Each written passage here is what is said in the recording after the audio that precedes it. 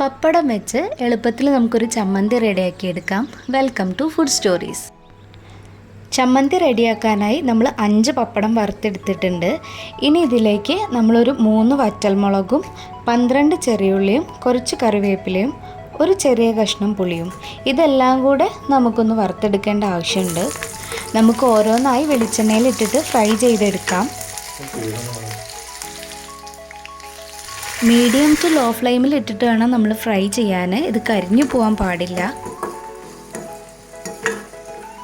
എല്ലാം എണ്ണയിൽ നിന്ന് നമ്മൾ വറുത്ത് കോരിയ ശേഷം നമുക്കിതിനൊക്കെ മിക്സിയുടെ ജാറിലേക്ക് മാറ്റാം.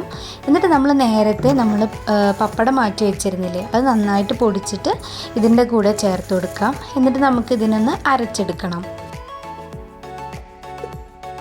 എല്ലാം നല്ല രീതിയിൽ അരഞ്ഞിട്ട് നമ്മുടെ പപ്പടം ചമ്മന്തി റെഡി ആയിട്ടുണ്ട്.